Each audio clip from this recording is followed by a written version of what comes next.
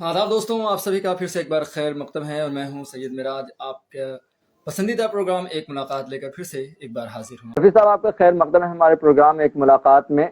दोस्तों, ये मोहम्मद रफ़ी साहब हैं जो कि ऑनर हैं रफ़ी इलेक्ट्रिकल्स का इनका बिजनेस है और दिल्ली के कई इलाकों में इनका माशाल्लाह शॉप्स हैं जहां पर ये काम करते हैं।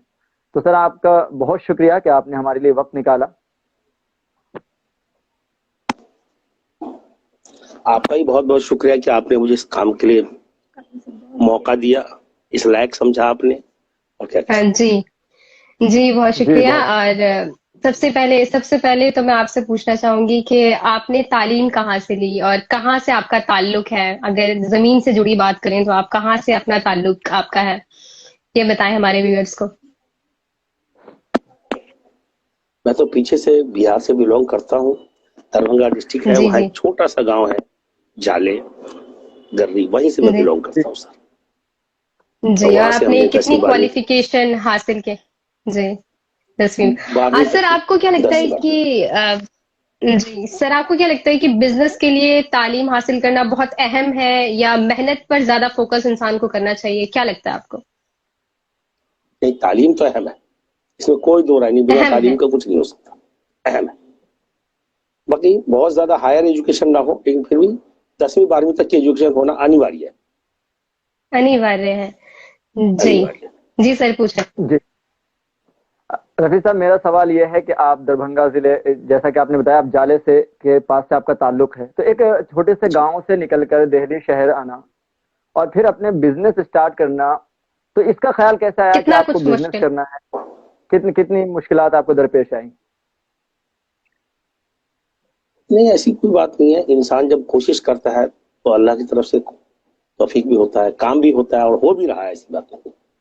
तो ऐसे ही हम लोगों हो ने भी रहा पहले है। डिप्लोमा डिप्लोमा किया, आईटीआई किया, फिर डिप्लोमा किया। डिप्लोमा के बाद हम लोग इलेक्ट्रॉनिक्स का पूरा डिग्री है हमारे पास। उसके बाद हम लोगों ने बिजनेस में अपना कदम डाला। उसमें इलेक्ट्रॉनिक्स का TV, fridge, washing machine, cooler, पंखा वगैरह सब चीज़ की शॉप डाली। अब माशाल्लाह आज हमारी 4 शॉप है और चारों माशाल्लाह मेरी बहुत बेहतरीन चल रही है, इसमें कोई दो राय नहीं। क्या बात और है, अल्लाह का माशाल्लाह। फजल है कि चारों दुकान हमारी अपने ही मकान में है। ऐसा कुछ नहीं है, अच्छा। अपनी जगह परचेज की, उसने दुकान खोला, चला रहे हैं। जी, जैसा जिसका कि आपने बताया कि आपके जो शॉप है जी वो आपके ही जाती मकान में है, तो क्या जी जी। अगर हम किराए पर लेकर अपना बिजनेस शुरू करें तो वो ज्यादा मुश्किल है और उसके लिए क्या कुछ हमें बैकअप तैयार करना चाहिए? नहीं, कर सकते हैं, ऐसी कोई बात नहीं। आजकल तो और आसान हो गया है कि फाइनेंस का मामला बहुत बेहतरीन हो गया है। कि फाइनेंस जी जी। जिसकी ठीक ठाक दुकान बड़े अब बेहतर। जी बताइए। जी। हाँ, अब मेरा बेहतर यही है सवाल शायद था नेटवर्क मेरा। कि जिस तरीके से आप फाइनेंस की हम बात करें, किसी भी बिजनेस को शुरू करने के लिए पैसा इंपॉर्टेंट है। तो अगर हम इलेक्ट्रॉनिक्स जी। की ही बात करें, इलेक्ट्रॉनिक्स की अगर हमें शॉप ओपन करनी है और वो भी किराए के ही मकान में अगर ओपन करनी है, तो हमें कितने अमाउंट की जरूरत पड़ेगी और हम उसको कहाँ से फाइनेंस करवा सकते हैं? थोड़ा तफसील से बताएं ताकि जो लोग देख रहे हैं वो समझ सकें।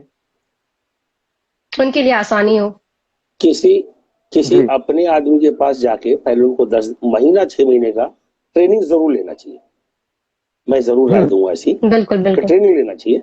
जैसे आज मेरी शॉप है, मेरी शॉप पे मेरे कोई रिश्तेदार या कोई अपने आदमी आके ट्रेनिंग ले, 6 महीने 3 महीने, जी। कम से कम 6 महीने की ट्रेनिंग होनी चाहिए।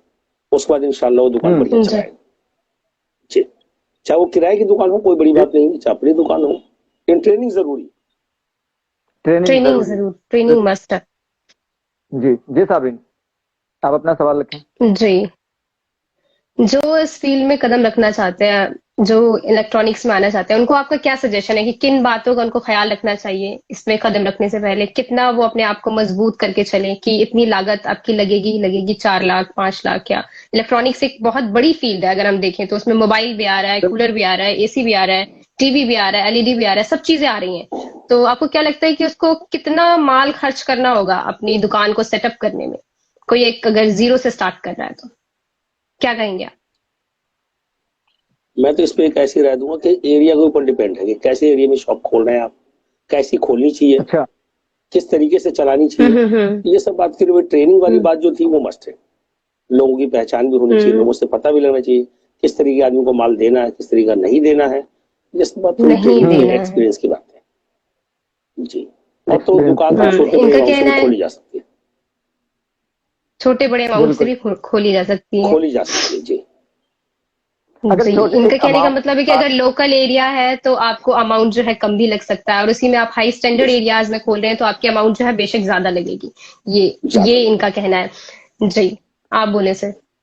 जी मेरा एक सवाल है कि जैसे हम एक मान लीजिए 1 लाख या 2 लाख हम कितना लेकर चलें, और किसी भी दुकान को जरूरी है कि हमने स्टार्ट किया और उससे तो स्टार्ट करते ही वो चलती नहीं है, तो फिर भी एक किसी स्टार्टअप जो कर रहा है बंदा, उसे कितने महीने का बैकअप प्लान तैयार करना चाहिए सबसे पहले, कि हाँ इतने महीने तक दुकान का किराया भी निकल जाए, अपना जाती अखराजात भी निकल जाए। पेशेंस कितना रखे, सब्र कितना पेशेंस, रखे हाँ कि उसकी दुकान बिल्कुल। चलेगी चलेगी, इसका ये कहना। जी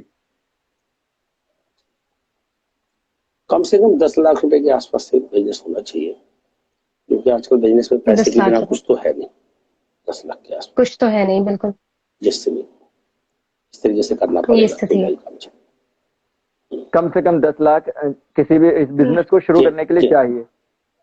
चाहिए। तो इसे इलेक्ट्रॉनिक्स अगर आप, बिजनेस क्योंकि जरूरी है इलेक्ट्रॉनिक्स से रिलेटेड, अब जैसे कि वो शुरू कर रहा है तो उसे फाइनेंस के लिए क्या बैंक ये इस तरीके की सहूलियात मुहैया करते हैं कि हाँ बैंक जो है उनसे स्टार्टअप के लिए दे कि हाँ भाई आप स्टार्ट कर रहे हैं तो आपको हम फाइनेंस कर देंगे, ऐसा कुछ प्रोसीजर है? प्रोसीजर है।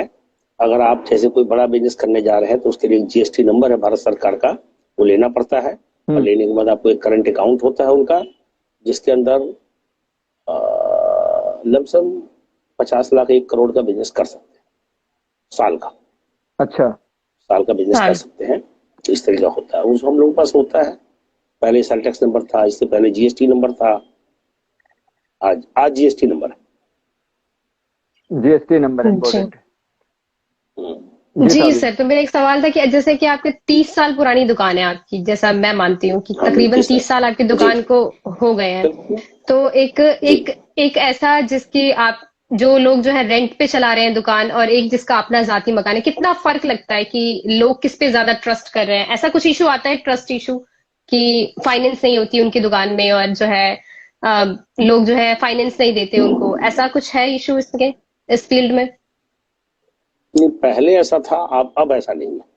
अब तो आप अगर ऐसा सही नहीं, नेक ईमानदार दुकानदार है तो उनको बिजनेस मिलेगा, बढ़िया मिलेगा। बढ़िया जी मिले।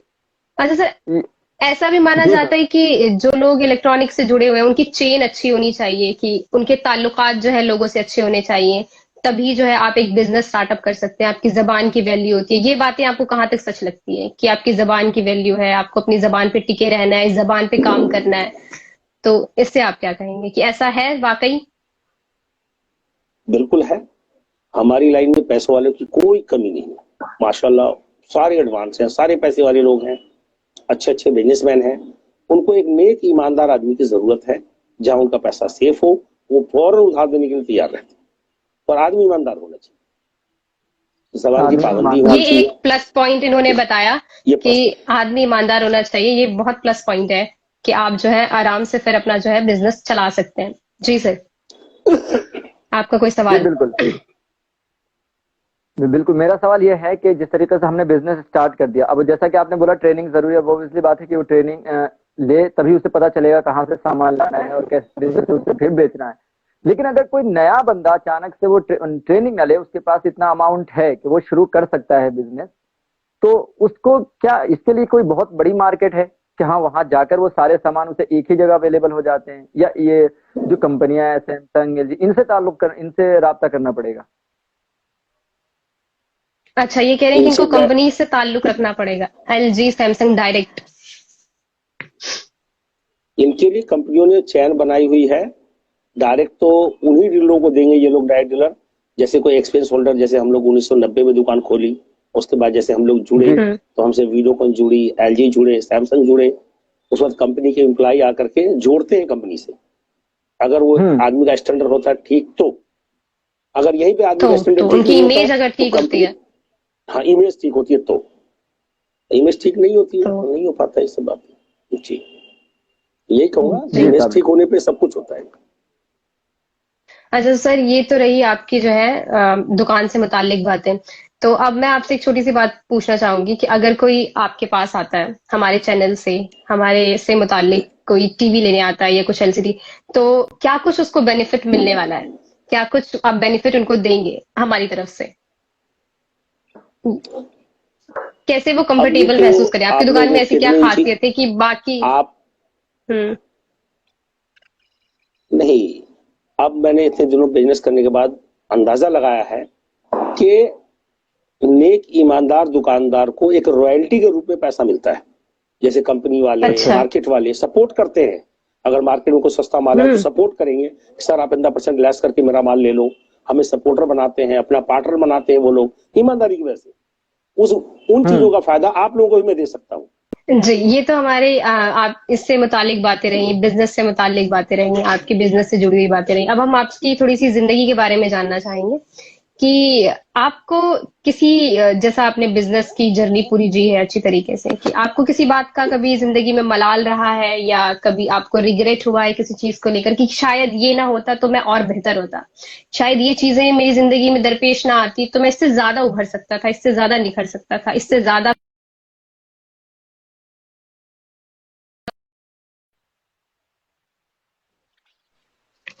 नहीं, खैर ऐसी कुछ नहीं। बिजनेस नेक, ईमानदारी, सच्चाई के रास्ते पे चलने का तरीका बताती है। इसलिए मैं कहूँगा ज्यादा से ज्यादा लोग तरीका। बिजनेस से जुड़े। अब हाँ, नेक ईमानदारी भी सिखाती है बिजनेस। बिजनेस करने वाला इंसान बेईमान नहीं हो सकता, चोर नहीं हो सकता, गलत नहीं हो सकता, ईमानदारी गलत है। भी हो। हाँ, जी अगर वो ऐसा होगा नबी तो साहब, आगे बढ़ ही नहीं पाएगा। बिल्कुल बढ़ ही नहीं बिल्कुल। पाए। आगे बढ़ नहीं नबी साहब, अगर आप इलेक्ट्रॉनिक्स के जो है, अगर आप बिजनेस ना करते तो किस चीज का बिजनेस करने का इरादा, अगर आप इलेक्ट्रॉनिक्स ना करते तो किस चीज का बिजनेस करते? अब ये तो खैर ऊपर वाले की मर्जी है। ऊपर वाले ने डालना था इस लाइन में, इस लाइन में रहे हम लोग तो और मतलब आपने बेहतर है। कभी सोचा अच्छा, नहीं कि हाँ, कि आपने नहीं, कभी हमारे सोचा पूरे नहीं कि आप खानदान कोई के लोग यही राजनीति बिजनेस करते हैं।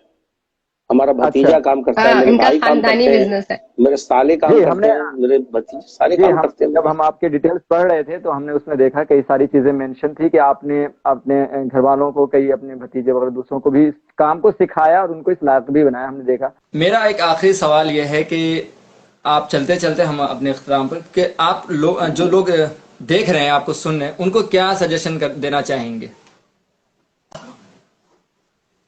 मैं तो यही कहूंगा बिजनेस में ज्यादा से ज्यादा लोग जुड़े। बिजनेस ही जुड़े, बेहतरीन तरीका है, जुड़े और बिजनेस ही करें। बिजनेस ही करें। करें, बिजनेस ही करें। बिल्कुल, बहुत खूब।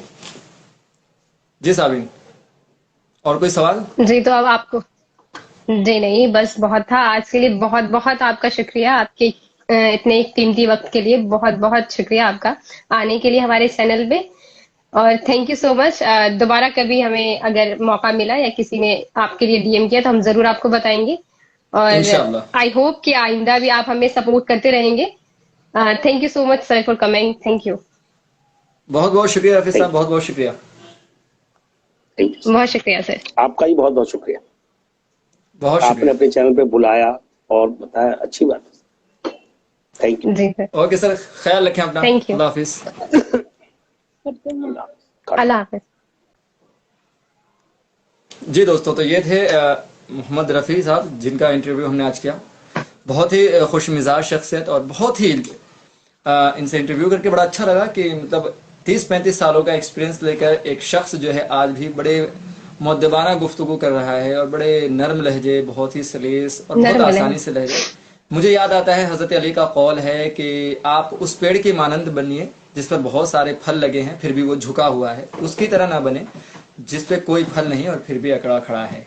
और मैं यही कहना चाहूंगी कि बिजनेस, इनका आज का सबसे बड़ा मैसेज मुझे यही लगा कि लोगों को बिजनेस में बढ़ना चाहिए, आगे बढ़ना चाहिए, क्योंकि बिजनेस में जी ही मैं जी कहूँ कि सबसे ज्यादा पैसा है। मैं मानती हूँ कि बहुत मेहनत वाला काम है, बहुत ज्यादा आपको जो है बिजनेस का, मुझे किसी ने कभी डेफिनेशन बताया था, बिजी, बिजनेस बिजी से बना हुआ है। आप जो है जहां आप 8 घंटे ड्यूटी कर रहे हैं वहां आपका 24 घंटे दिमाग चल रहा होता है, अगर आपका अपना खुद का कोई बिजनेस है तो बड़ी मुश्किलात आती हैं, लेकिन फिर जो है आराम भी होता है जब आपका अपना, जब आप स्टेबल हो जाते हैं, जब आप एक स्टैंड पे हो जाते हैं, स्टैंड बाय पे हो जाते हैं, तो बहुत फिर आराम मिलता है।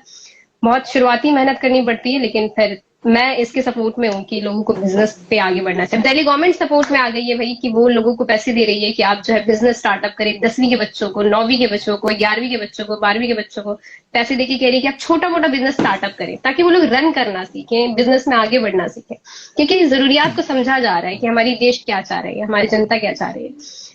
जी बिल्कुल। तो और सिर्फ दिल्ली गवर्नमेंट ही नहीं बल्कि हमारे जो प्राइम मिनिस्टर हैं, वजीर आजम नरेंद्र मोदी, उन्होंने भी आकर यही कहा है आत्मनिर्भर बनिए और आप इस फील्ड में आगे बढ़िए आत्मनिर्भर बनिए। और आप अपना शुरू करिए। इस तरीके की बहुत सारी चीजें हैं जहां से आपको गवर्नमेंट सपोर्ट करती है, तो आप उसको लेकर वो तमाम तर चीजें जो उनके जो टर्म्स एंड कंडीशंस हैं उनको फॉलो करें। अगर वो पूरी हैं तो इंशाल्लाह आपको जरूर मदद मिलेगी। खैर, तो ये तमाम बातें रही जो आज हमने की और कुल मिलाकर आज का मुद्दा यहीं पर खत्म हुआ कि बिजनेस ही करना चाहिए और बिजनेस में ही तरक्की है। मुश्किलात दरपेश जरूर आएंगी, उसके लिए आप खुद को तैयार करें।